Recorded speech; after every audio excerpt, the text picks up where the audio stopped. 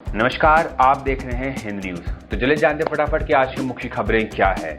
जम्मू कश्मीर में आतंकी हमला, पंपोर में सीआरपीएफ के काफिले पर आतंकियों ने फायरिंग की, 2 जवान शहीद और 3 जख्मी हुए। जम्मू कश्मीर के पंपोर में आतंकी हमले में सीआरपीएफ के 5 जवान घायल हो गए। इनमें से 2 जिला अस्पताल में इलाज के दौरान शहीद हो गए। बाकी 3 जवानों का इलाज चल रहा है। हमला दोपहर करीब 12:50 पे पंपोर बाईपास पर हुआ।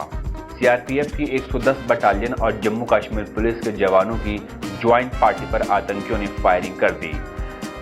इलाके की नाकाबंदी कर आतंकियों की तलाश की जा रही है। पुलवामा जिले के अवंतीपोरा के संबुरा इलाके में 27 सितंबर को आतंकियों और सुरक्षा बलों के बीच एनकाउंटर हुआ था।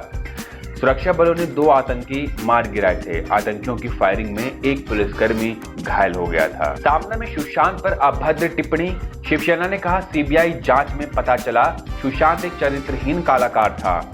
मुंबई पुलिस की जांच पर सवाल उठाने वाले माफी मांगे।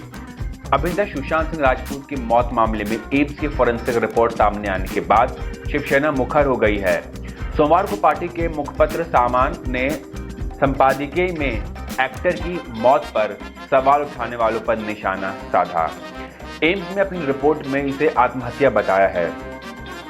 संपादकीय में शिवसेना ने सुशांत के लिए लिखा, सीबीआई जांच में पता चला कि सुशांत एक चरित्रहीन और चंचल कलाकार था। शिवसेना ने मामले में राजनीतिकरण का आरोप लगाया। लिखा, बिहार चुनाव में प्रचार के लिए कोई मुद्दा नहीं है, इसलिए नीतीश कुमार और वहां के नेताओं ने इस मुद्दे को उठाया।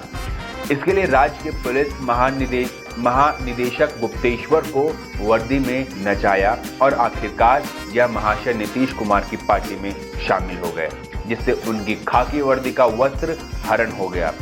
मुंबई पुलिस सुशांत की जांच नहीं कर सकती, इसीलिए सीबीआई को बुलाओ। ऐसा चिल्लाने वाले एक सीधा सा सवाल नहीं पूछ पाए कि 40-50 दिन से सीबीआई क्या कर रही है। सुशांत केस को भुनाकर महाविकास अघाड़ी की सरकार और मुंबई पुलिस का मीडिया ट्रायल किया गया। एयरफोर्स की पाक चीन को चेतावनी, वायुसेना प्रमुख ने कहा 2 मोर्चों पर जंग के लिए भी हम तैयार। लद्दाख में पोजीशन मजबूत है और चीन को बेहतर जवाब दे सकते हैं। वायुसेना प्रमुख air chief marshal RKS Bhadauria ने सोमवार को स्पष्ट कर दिया है कि भविष्य की किसी भी जंग में एयरफोर्स जीत दिलाने का रोल निभाएगी। उन्होंने कहा कि मौजूदा समय में पड़ोसियों की तरफ से बढ़ रहे खतरे को देखते हुए हमें मजबूती के साथ जंग के हर मोर्चे पर पूरी क्षमता से लड़ने की जरूरत है। मैं भरोसा दिलाता हूं कि ऑपरेशनली हम बेस्ट हैं। भदौरिया के मुताबिक वायुसेना किसी भी विवाद से निपटने के लिए तैयार है। अगर 2 मोर्चों पर जंग होती है तो उस स्थिति में भी हम लड़ने के लिए मुस्तैद हैं। हमने रिकॉर्ड समय में राफेल, अपाचे और चीनी को ऑपरेशन में शामिल किया और इन्हें अपने ऑपरेशन के कंसेप्ट से जोड़ा। अगले 3 साल में राफेल और LCA Mark 1 स्क्वाड्रन अपनी पूरी क्षमता के साथ ऑपरेट करेगी और इसके साथ एडिशनल MiG-29 भी शामिल होंगे, जिनका ऑर्डर किया जा रहा है। हमने लाइट कॉम्बैट एयरक्राफ्ट में भरोसा दिखाया है और अगले 5 साल में हम 83 LCA Mark 1A को शामिल करने की शुरुआत करेंगे। यूपी में दंगा भड़काने की साजिश, पुलिस का दावा, हाथरस गैंगरेप केस के बाद जस्टिस फॉर हाथरस वेबसाइट बनाई गई। जातीय दंगा भड़काना चाहते थे, बाद में डीएक्टिव भी किया। हाथरस में दलित युवती के साथ गैंगरेप और मौत की घटना के बाद उत्तर प्रदेश में जातीय दंगे भड़काने की साजिश का खुलासा हुआ है। इंटेलिजेंस से मिले इनपुट के आधार पर पुलिस का दावा है कि घटना के बाद रातों रात एक वेबसाइट जस्टिस फॉर हाथरस बनाई गई। इसके जरिए मुख्यमंत्री योगी के गलत बयान प्रसारित किए गए ताकि माहौल बिगड़े। रविवार रात पुलिस ने वेबसाइट और इससे जुड़ी लोकेशन पर छापेमारी की।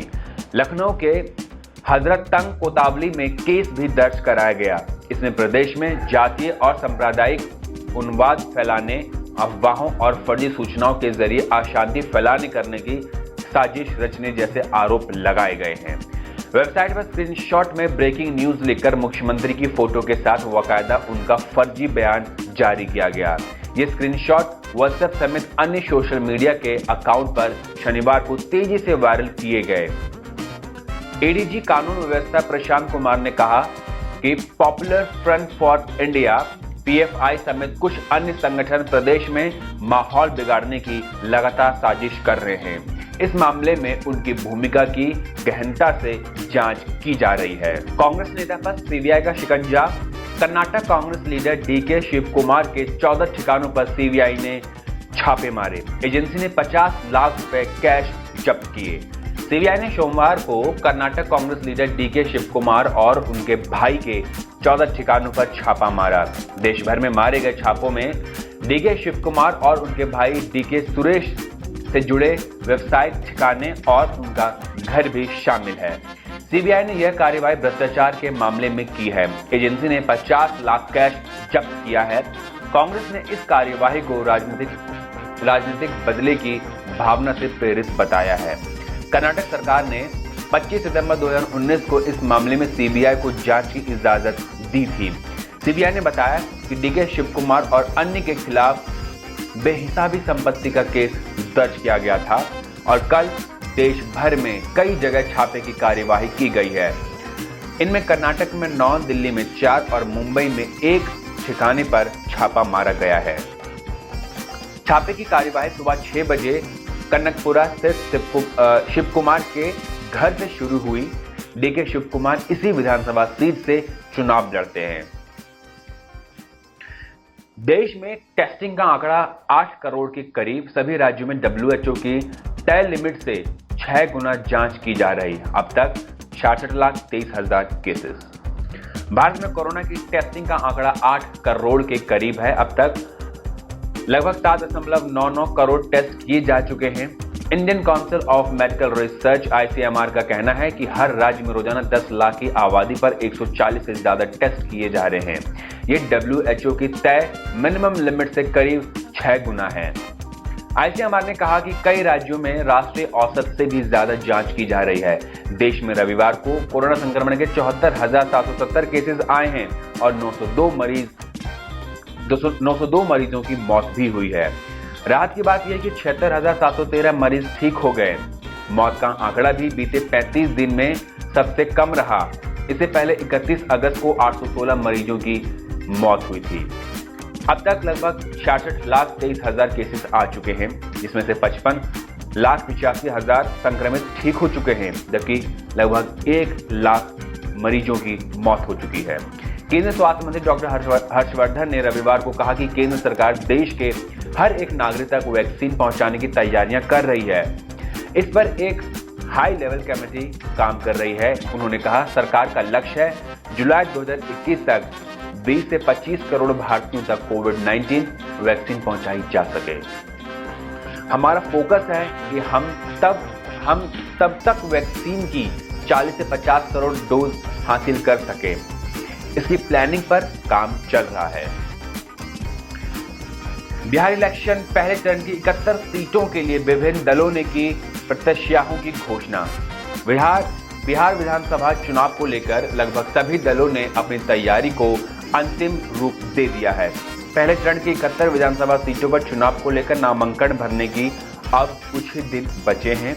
ऐसे में सभी प्रमुख राजनीतिक दल अपने प्रत्याशियों की घोषणा करने के साथ ही नामांकन फाइल करने में जुट गए हैं। इस बीच एनडीए के घटक दल जदयू ने पहले चरण के लिए अपने उम्मीदवारों को सिंबल देना शुरू कर दिया है। उन्होंने 12 प्रत्याशियों को चुनावी सिंबल जारी कर दिया है। उधर राजद की ओर से भी पहले चरण की चुनावी समर में उतरने वाले उम्मीदवारों की घोषणा कर दी है। प्लूरल्स पार्टी ने पहले चरण के चुनाव के लिए 40 उम्मीदवारों की लिस्ट जारी कर दी है। इसके अलावा माले के दीपांकर भट्टाचार्य ने भी अपने उम्मीदवारों की लिस्ट जारी कर दी है। स्कूलों के लिए एसओपी जारी। 2-3 हफ्ते तक बच्चों का कोई एडजस्टमेंट नहीं होगा। स्टूडेंट्स की मेंटल हेल्थ और इमोशनल सेफ्टी पर भी ध्यान देना होगा। शिक्षा मंत्रालय ने स्कूल खोलने के लिए स्टैंडर्ड्स ऑपरेशन प्रोसीजर एसओपी सोमवार को जारी कर दिया है। इसके मुताबिक 2-3 हफ्ते तक बच्चों का कोई एडजस्टमेंट नहीं होगा। स्टूडेंट्स की मेंटल हेल्थ और इमोशनल सेफ्टी पर भी ध्यान देना होगा। कैंपस में इमरजेंसी की एक टीम बनानी होगी। पेरेंट्स की सहमति से ही बच्चों को स्कूल बुलाया जाएगा। केंद्रीय शिक्षा मंत्री रमेश पोखरियाल निशंक ने बताया कि गृह मंत्रालय ने राज्यों को यह छूट दे दी है कि वे अपने हालातों को देखते और पेरेंट्स की सहमति से स्कूल खोल सकते हैं। किसी बच्चे को जबरदस्ती नहीं बुलाया जाएगा। बच्चों को सुरक्षा उपलब्ध करवाने की जिम्मेदारी स्कूल की होगी। तो ये थी आज की खबरें। बाकी और ऐसी खबरों के लिए और देश और दुनिया से जुड़े रहने के लिए आप देखते रहिए हिंद न्यूज़।